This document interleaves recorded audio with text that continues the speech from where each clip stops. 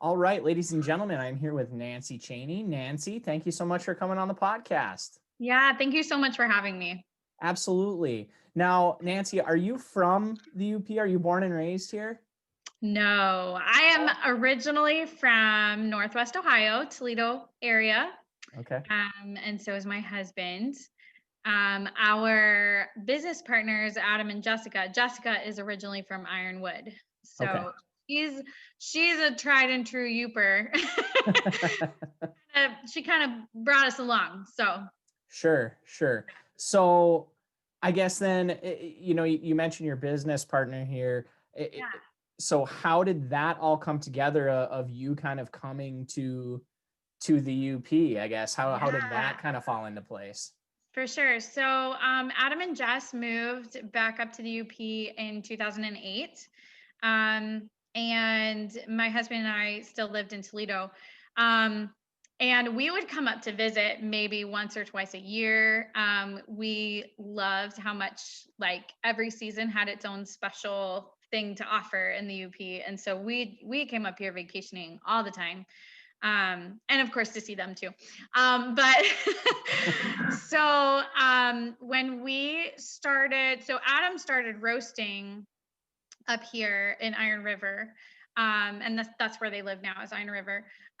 He started roasting, I think it was 2013, and we were, a part of the business at that point too. But we were doing a lot of like the background, like administrative bookkeeping, that sort of thing. I have a background in finance. My husband is an accountant.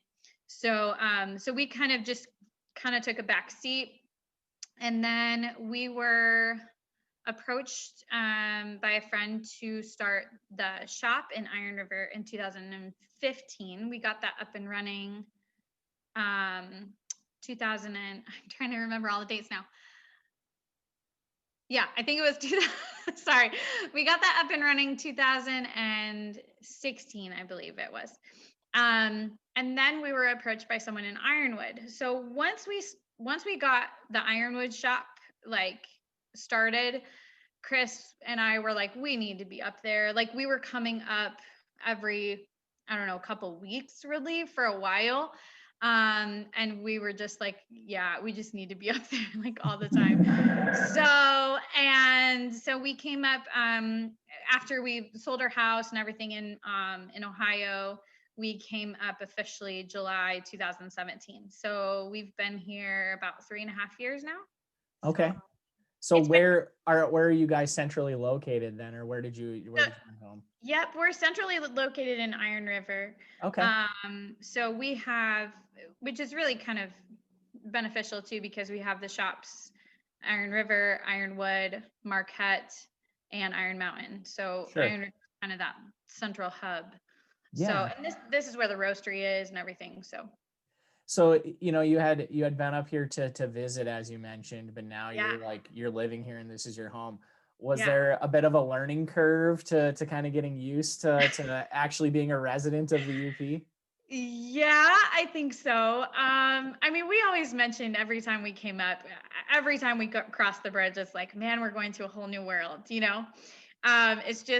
a very different, I don't know, living style, and we love it. We're absolutely like all for it. But yeah, really like being able to do things outdoors, and having kind of that idea that if you want like a city feel, like you're gonna have to drive for it, but at the same time, like that's not really a bad thing. So I think that we kind of had to get used to that a little bit, but also realize the charms that the smaller communities have, and the support that the communities have for each other is just incredible. And I feel like we've fit in pretty well. I mean, we're definitely, I wouldn't say we're like full Youpers yet. Most people probably wouldn't even call us full Youpers yet, but I think what the term is troopers, right? Yeah, trooper. Yeah. So, but yeah, it's a little bit of a learning curve, but not anything that we didn't expect or really welcome. So Okay. it's been cool. So just to backtrack a little bit, you kind of Yeah. talked or you mentioned Adam had kind of started roasting like around like 2013.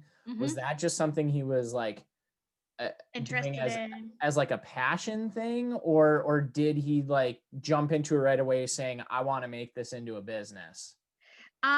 So what's really interesting about our, I don't know, origin story, I guess, um, is we originally, Adam and Chris, my husband, and our other business partner, Gabe actually lives in Tennessee, but they all were involved in like youth ministry together in Ohio before Adam moved back up to the UP. Um, and so they were kind of just discussing how, in their day jobs, I guess, there just wasn't a whole lot of purpose behind a lot of the things that they were doing. They wanted to do something that had more purpose and more impact in the world. And we had no idea where to start, and we're super naive. So, but we want to make a difference, which is great. So we had a friend actually who was teaching English in a third world country called Laos, and he suggested maybe getting into the coffee world because agriculturally, it really does help farmers to stay out of like drug agriculture. Sure. And so he kind of made that suggestion to us, and we're like, oh, we like coffee. um, so we started a blog actually called missionarabica.com, and started basically just learning about coffee. And a friend approached Adam and said, hey, I can teach you to roast if you want to get into roasting. And so that's kind of how that started.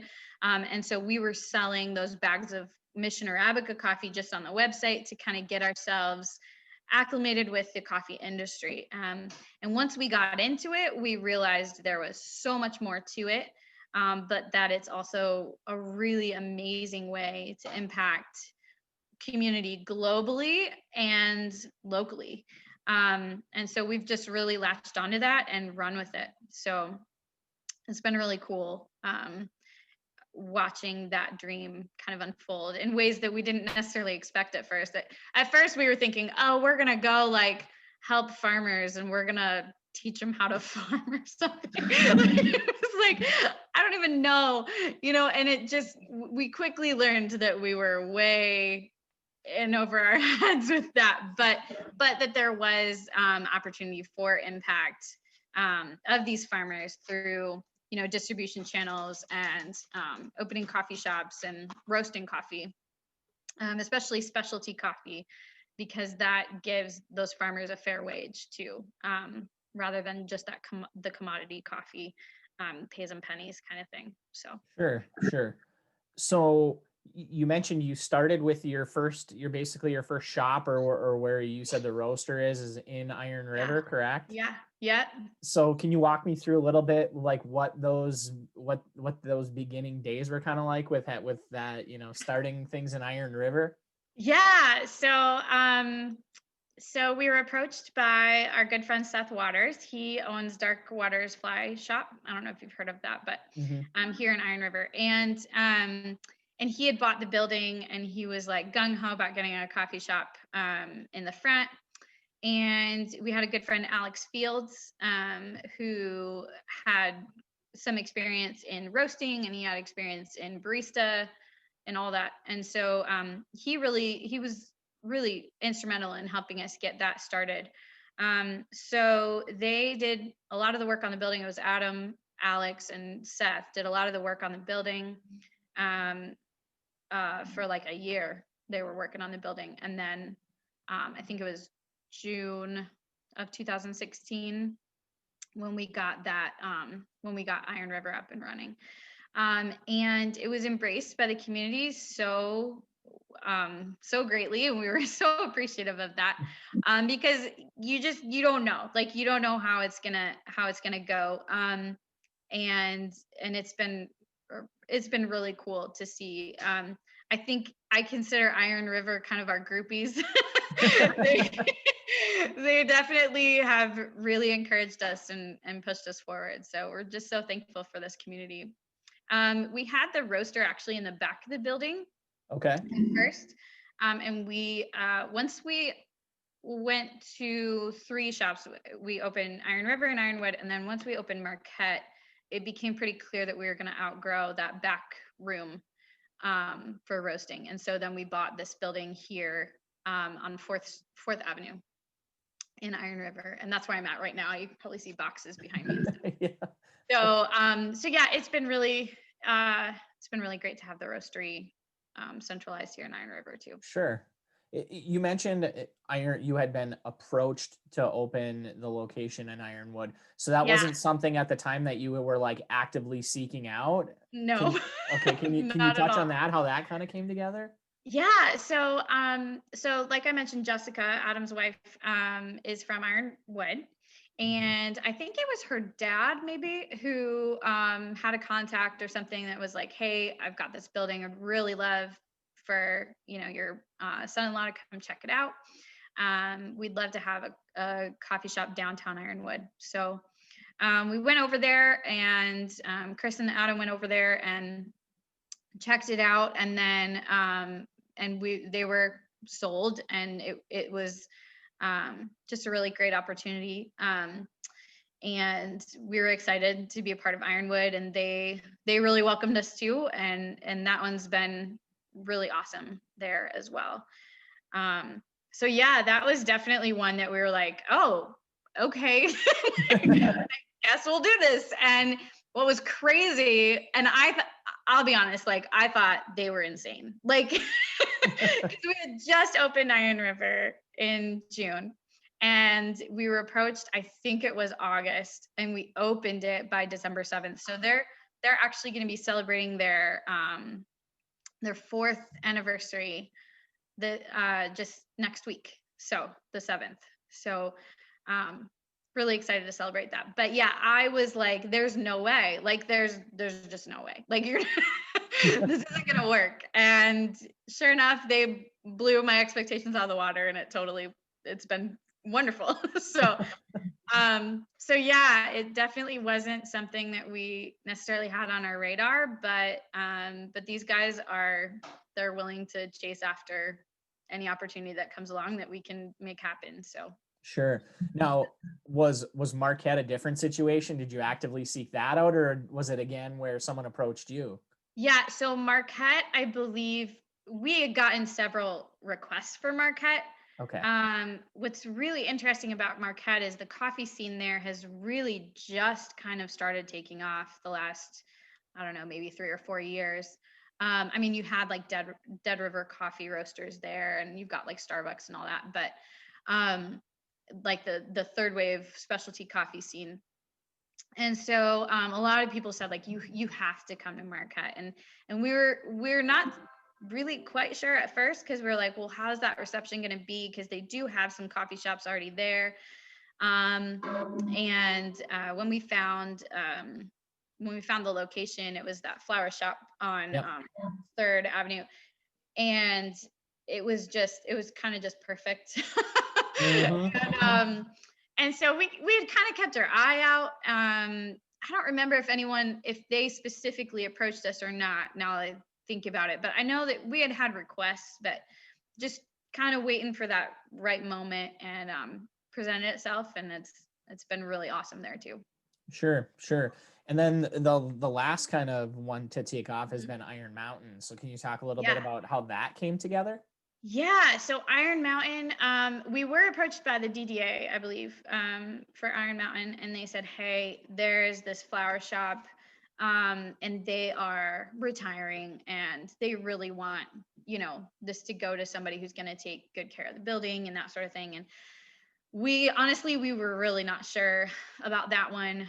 We were also looking at a place up in Hancock at the time, and um, we were approached by someone else, another acquaintance that we have that was looking to purchase the building, and was like, we would really like you to come in.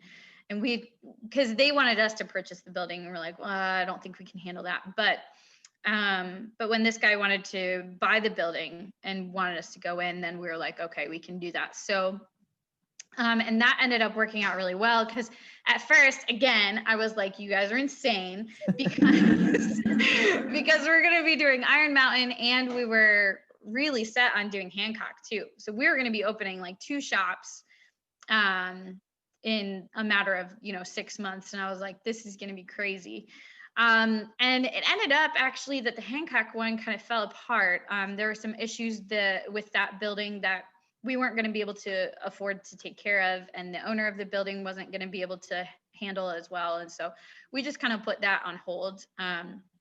It's definitely something we want to explore when we get a chance to again. COVID kind of derailed us a little bit, but Sure.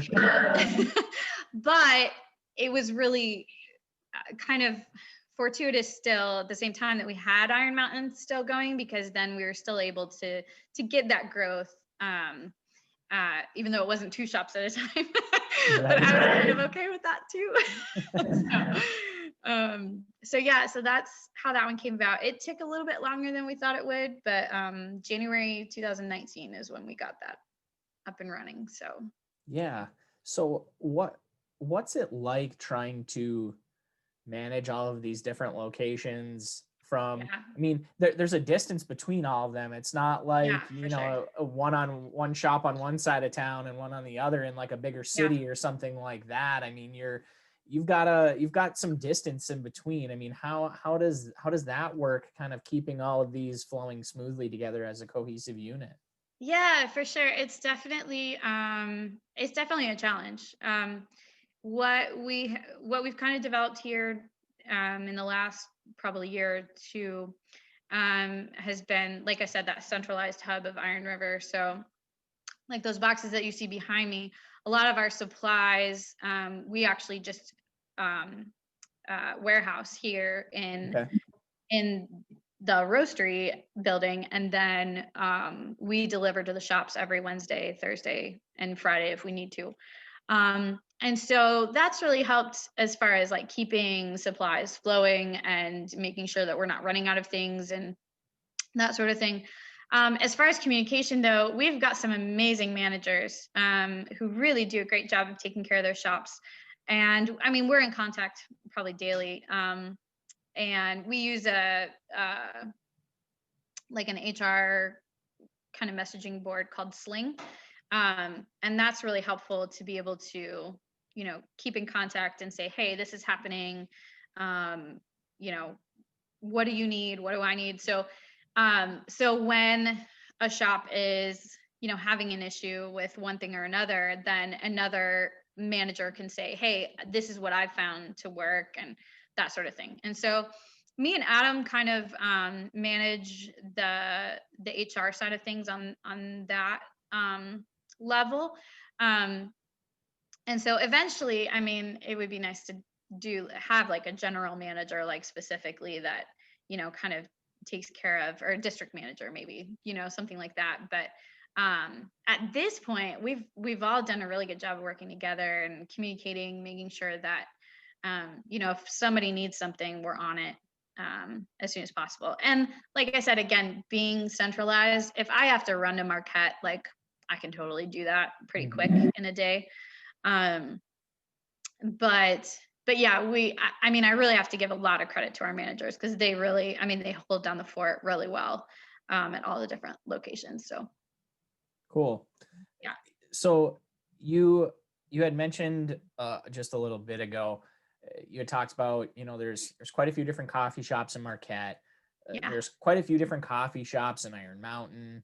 sure. So what is it that makes Contrast Coffee different than the coffee shop across town or down the street, or Yeah. what is it that makes Contrast Coffee unique? Yeah. So I think that I think that our pursuit of community. So I think our brand is really kind of hinged on coffee is community. That's what that's our mantra. We say that all the time. And it's really the heart behind what we do. And not to say that any other coffee shop doesn't, you know, uh, help or benefit the community by any means. I would never want to make it sound like that. but I think that that's what we come at it with, is just that that purpose behind what we do is just really driving community. We've really seen how the community has stepped up, especially with COVID. And I say a lot, the community is our heroes, because they really are. Like, they really embraced us and encouraged us. And we want to be able to provide, those moments where coffee just brings that human connection. And so I love that our shops are, for the most part, most people say that they're cozy and they're welcoming and they're a place to hang out and get together and really connect. And that's what we're looking for. We're looking for that connection in the community. And that's what we strive for. And I think also our focus on farmers, I think is definitely something that sets us a little bit more apart than some. I know Velodrome Coffee does a really good job at this as well, but really focusing on the impact that, the farm to cup really brings. And because we want to be, that local community focus, but also that global community focus, to remember that we're not the only ones in this world who have to share this world. And so really focusing on how our coffee buying principles really impact the farmers as well.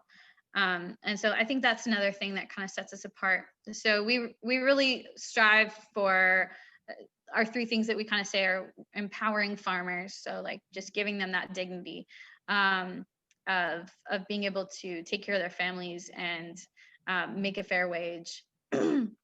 And then growing communities. We love the idea that the UP is worthy of really good coffee. And we want people to know that, like, you know what I mean, that the UP can have like really great coffee. And that these communities can grow and they can thrive. And we want that to be kind of our purpose. And then also connecting friends. So just being able to make that human connection over a cup of Joe, Right, for sure. Those are the things we really kind of strive for. What parts of the world are your farmers kind of primarily located? Yeah, so we have quite a bit out of South America. So there's Brazil, Colombia. Oh gosh, I'm trying to think. We've also had some Guatemalan coffee. We don't have any right now, I don't think. But and then we also have Ethiopia coffee. We've had Kenya in the past, Papua New Guinea, Sumatra. Gosh, I'm trying to remember what all we've got right now. Costa Rica, Sure. so some Central America too. So yeah, it's kind of all over the place, truthfully. But most of that, high grade coffee is probably going to come from most of those areas. Okay. And you mentioned, the fact of giving these farmers a livable wage. Yeah. Does that mean that it's all like fair trade, or is there certain kind of like things set in place to make sure that it ends up being fair to the farmer? Yeah, that's a really good question. So we go through an importer for most of our coffee. We go through an importer called Cafe Imports. Sometimes we were able to do direct trade with the farmers themselves, but most of the time we go through Cafe Imports. And one of the reasons we go through them is because they do have a standard of taking care of the farmers and offering them a fair trade. Now, it may not necessarily be fair trade certified. A lot of times, some farmers don't want to get fair trade certified, or some importers don't want to because of the cost that's involved with that, but they still have that high standard. So it may not necessarily be certified, but it may still be, that fair trade. And that's what we're looking for, is those high standards, that they're not gonna sell these people short by any means. So that's one of the reasons we typically use Cafe Imports. And if we use any other importer, we're definitely looking at that aspect of what they do. So That's very cool and very interesting to think of it on a global scale and not just, your local yeah, coffee shop. And I'm glad that you mentioned, growing like the community and connecting people, because, a lot of small towns in the UP, mhm. there's maybe a bar or a restaurant, but Right. other than that, I mean, Yeah, maybe there's a library, but there's really not like a yeah, place to just meet up with someone, like you said, for a cup of coffee, unless it's like a right. restaurant, or like I said, maybe a bar. So Yeah, it's awesome to be able to provide a place like that in small communities, such as the yeah. ones that we live in. I think that that's really great. Um, you mentioned COVID, and I definitely want to talk about that. But Yeah. besides COVID, what are some of the other kind of difficulties that you've had along the way as far as the growing pains of growing contrast coffee? Um, that's a good question. Um, uh, I think definitely it's been, distribution of the coffee itself. I mean, it took us a little bit to really figure out, okay, how are we going to make sure that we're going to get, that we get the coffee to the coffee shops, and like you said, just having that distance between the different shops. I think that's probably been the most difficult part. I'm trying to think really that probably is it. Just logistics in general, Sure, sure. just trying to work it all out. And um, for the most part, I don't want to say it's been easy by any means. We've had our challenges. But it's the challenges that we thought would happen, like, okay, is the community going to embrace us? Are we going to have enough to make it? You know what I mean? Um, really haven't been there as deeply as we thought they might be, and so that's been really cool. But the logistics of it has certainly been, probably the most difficult part. Okay. Um, Random kind of side question that I just thought of that as you were talking about this. Do you know how much like coffee you guys roast on like a typical Oh, week, or like that you send out? Is it oh gosh. That's more a question for Adam, our okay? roaster. He's gonna That's know okay. It that. just popped in my Yeah. head. It's okay that you don't know it. Yeah, he if you ever have him on, he can definitely give you like science and statistics and all the numbers, and oh yeah, he would be able to answer all that. It's definitely a lot. Right. So, okay, so March of this year, COVID kind of hits everybody like a 100-pound hammer. Yeah, How yeah, how has that affected your business? yeah, for sure. I think that as most businesses, we've had to kind of adapt and really realize that this is, everybody's going through this right now. Everybody's trying to figure out what to do. This is a brand new situation. There's no textbook on it. We can't even, you can't even reach out to somebody else, another coffee company, and say like, hey, what Right. do we do, Um, although I will say we have had coffee companies, even within the UP, we've kind of reached out to each other and said, hey, how are you doing? And that's been really cool to see. But yeah, I think that, one of the things that we had to adjust immediately was hours. And that was hard, because you never want to have to cut hours for employees. I mean, that's tough. And then obviously once everything kind of started happening as far as like shutdowns and stuff like that, we didn't technically have to shut down, but because we had no idea, Right. all the safety issues that would be um the challenges there. We definitely really felt like it was important to close down and really figure out what needed to happen there. Thankfully, everybody got some government assistance, and that was really kind of a breath of fresh air for us, because that was something that we were like so worried about for our employees. So we were thankful that they were able to take advantage of a lot of that. Um, But I think that was probably our biggest concern, was our employees, just what's going to happen with them, Um, and so yeah, so once we opened back up, it was really encouraging that, this summer we still had quite a bit of tourism, and I think that really helped drive us through the summer. Was able to really prepare us for the winter time, I think, too.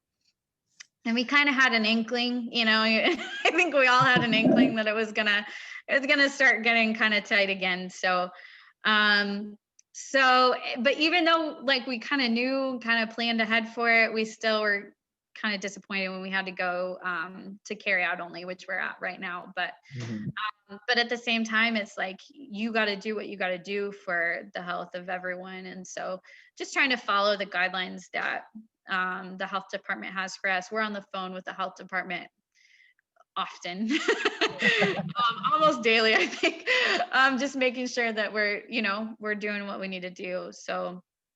Um, so yeah, and then also I think another adjustment that we've kind of made is we are coming out with a grocery store line, because that was another thing that we kind of were thinking about. Like, we want to be able to still get coffee out to people, even if we would have to shut down. And so that grocery store line is going to be coming out like January. So we're calling it Contrast Community Coffee.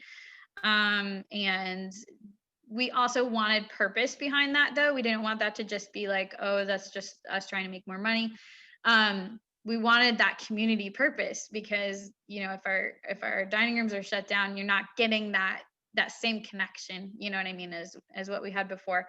And so we are going to be donating a portion of those profits to like nonprofits around the UP as well. So we just want to make sure that we're still having community impact, even if our dining rooms are shut down or whatever. So those are some ways that we've kind of adjusted. But also, like I said, we've really had the community still rally around us and really support us, which has been huge. I mean, so huge. So That's awesome to hear. I mean, obviously, when times are tough, you've got to rely on the people around you. So, I mean, that's a yeah, testament to that for sure. right. Um, so my question for you is, I know early on you kind of mentioned the connection to the UP, Yeah. but I guess my question for you would be, why do this in the UP when you could really kind of do this anywhere? I mean, let's be honest. I mean, Yeah.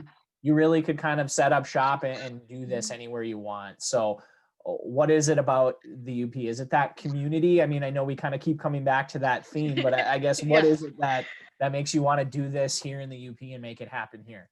Yeah, for sure. That's definitely a huge part of it. I mean, I think also it is a very special place to us, just, personally. But also, when we were first opening Iron River, I think there was some conversation around that idea of even the name Contrast, that it's something different, something new, something that stands out a little bit. And we feel like the UP in and of itself has a lot of contrast to the rest of Yes. the United States, but also that, like I said, the UP is worthy of good coffee, and a lot of people were like, you know, not a lot of people, I guess. There were some people who said, like, "Are you sure you want to do that in the UP?" Because there's not a lot of people. There's not, you're gonna get capped out at some point, but at the same time, we just really felt like it was worth it to come here. And I think that that's been proven, really, in the way that we have been embraced. Um so yeah, I think the UP is special, and I think that it's more special than people even realize. So What would you say your favorite part about the UP is? I mean, I know you mentioned the Ooh. seasons and all of that, Yeah, but gosh,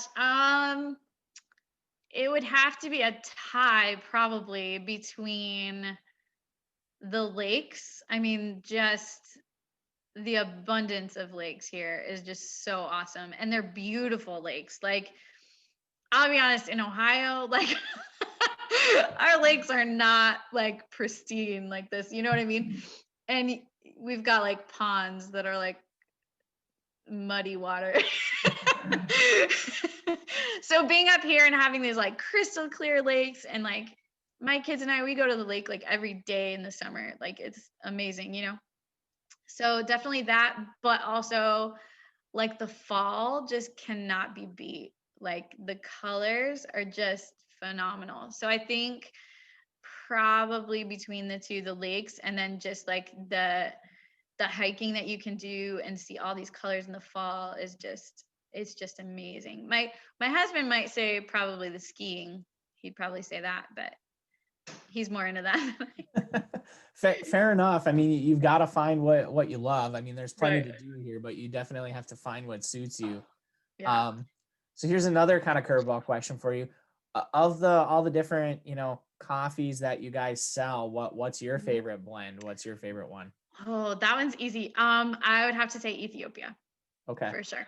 So it's lighter and it's got kind of a little bit of a fruity, almost like acidic, like I don't know, like tropical kind of taste. And then you also get a little bit of floral with it too. And it's just, I don't know, it's just really, I've always really loved it because you get these like really unique tasting notes out of it.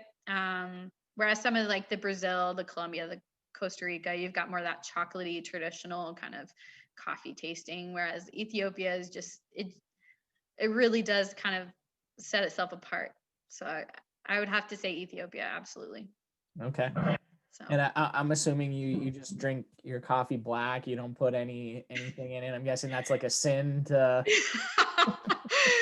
um, well, my husband would probably say yes, that would be a sin, but I really, really like pumpkin pie lattes, I'll be Okay. honest. um, but yeah, I mean, when I do drink like just coffee, like it's straight black. And I never used to be that way until we started a coffee company and started like roasting our own and getting that specialty like coffee and Sure. really that high end stuff. Then I was like, oh wow. Funny story though, I have anxiety attacks when I have too much caffeine, so I have to be really careful. So I And that's drink, dangerous. yeah, it really stinks like to have to drink decaf most of the time, but some days I'm just like I don't even care because I want my Ethiopia. So Oh, that's great. That's great. Well, we've pretty much like checked off every box that I wanted to hit to kind of talk about. Is there anything that I yeah. missed or anything else that you wanted to kind of bring up or chat about? Um, no, I don't think so. I mean, I think we've pretty much hit it all, Okay. basically. So So, before we go, obviously, though, I just want to plug one more time. Okay. So you've got Ironwood, yeah, Iron River, yeah, Marquette, Iron Mountain. You're still doing takeout, right? Or right. to go? We're doing takeout and to go. We have the mobile app. So if people want to just come and grab it and go, that's cool. We also have curbside delivery. If if you don't want to come in, you're just uncomfortable with coming into the shop, that's fine. And so we've got curbside delivery in Marquette, Iron River, and Iron Mountain. We couldn't quite make that work in Ironwood, just because the way the building's set up, it just doesn't Sure. quite work out. But yeah, so there are those options, and then we've got gift cards online. You can order online. It's just on contrastcoffee.com, or you can use the mobile app. So Sure. And you guys um, are out there on social too. You guys are really active, right? On Facebook yeah, and Instagram and everything. So yeah, it's super fun. So I do most of the social media. I have Grant is he's my kind of my social media partner guy. He's over at Marquette and he really does a great job with the photography. And then we kind of work together on scheduling posts and stuff. So we're always trying to make sure that we're getting the word out about what's going on. This week is kind of crazy because we had, Small Business Saturday and Black Friday and all that. And we are doing we're a part of a 12 Roasters of Michigan, or 12 Roasters of Christmas, and they're all roasters from Michigan, which is really cool. Cool. And we're the only one from the UP. But yeah, so that's going to be really cool. So that's a giveaway that you guys can look out for on social media and that sort of thing. So, and basically you win coffee for a year, and you get, yeah, so you get, well, it's like you get one bag a month basically for the year from these different coffee roasters within Michigan, which is really cool. We're really excited about that one. So, so that'll be coming up tomorrow, actually. That's hitting tomorrow. And then we're also doing, gosh, we've got so much going on right now. We're also doing free coffee boxes, like to-go boxes. They have like 96 ounces of coffee. We're doing those for if you want to pick them up and deliver them to like teachers or medical workers or frontline workers right now. It's been so hard on them. And with the community coffee series that we have coming out, that was something that we really wanted to utilize that for being able to really give back to the community, continue to give back to the community, even when, you know, things might seem kind of tough, but it's important that we're all working together. So that's something that's happening too. So we just got a lot going on. No, that's good. That's good. And that's what we're here for, is to talk about that kind of stuff. So yeah, it's awesome. Super fun. Well, I guess I have to wrap things up then the way I always wrap my episodes up here. And I know that you listen. I know this question. So you know what's coming. So how do you like your pasty as a non-Youper coming up here? I guess my first question should be, do you like pasties? I love pasties. I think they're genius. Okay. Like so cool. And I like it with ketchup. Absolutely. Yep. Do you have your favorite? What's a good pasty place if you're in Iron River? What's a good pasty place to? Pasty Corner. Okay. Yeah, Pasty Corner. They have a drive up too, which is really helpful for those days when I'm like, I'm not making dinner tonight. So. If I was in your shoes, I don't know if I would eat anywhere besides Riverside Pizza or. Oh, yeah, they're pretty amazing. Subs fan though too. Yes, Scott's Subs is really, really good. Yeah, for sure. Yeah. So, well, yep. Nancy, this has been a lot of fun. I appreciate you taking the time to sit down and chat with me, and also, you know, share the story for contrast. It's been definitely interesting to hear, and I think that people are gonna like hearing about it. So again, awesome. Thank you so much for coming on the podcast. I really appreciate it. Thank you for having me. I was so excited when you were like, "Hey, let's chat." So it's awesome. So thank you so much.